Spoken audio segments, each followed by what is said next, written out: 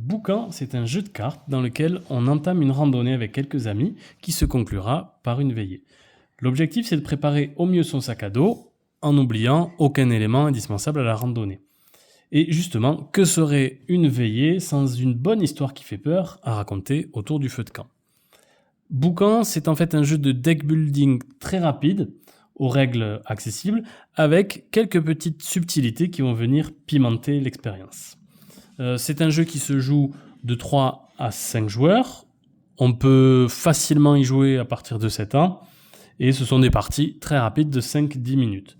Dans Boucan, on va avoir une partie qui se joue en 4 manches. Et chacun à son tour, on va avoir 2 actions à réaliser.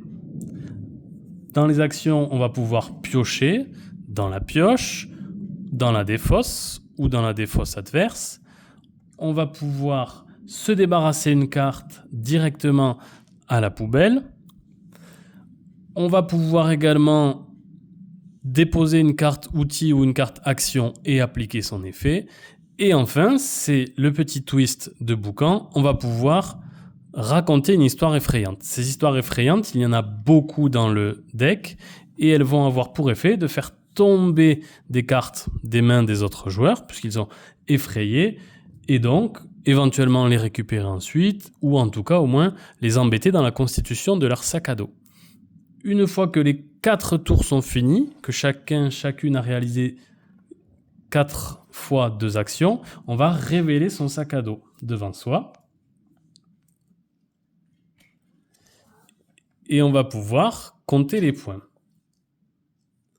Alors d'abord les points positifs. On va avoir des points. Pour boire.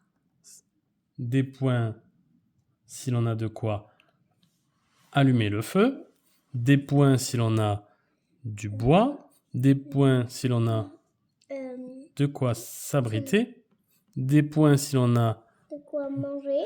Et enfin, bien sûr, des points si l'on a gardé avec soi une histoire effrayante.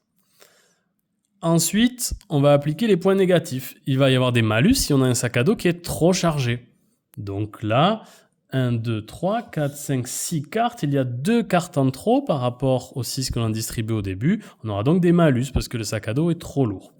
Sachant que, peu importe le nombre d'éléments qu'on a, il suffit d'en avoir un pour obtenir les points. Avoir 2 bois ou 3 bois ou 4 bois, ça ne rapportera pas de points en plus. On va également avoir des malus si l'on a laissé traîner des objets dans la nature, c'est-à-dire dans sa défausse. Ici, on a laissé traîner une pelle, donc on aura des points négatifs. Une fois qu'on a fait le total, la joueuse ou le joueur qui a le plus de points remporte la partie et on peut rapidement redémarrer une nouvelle partie. J'espère que le jeu vous plaira.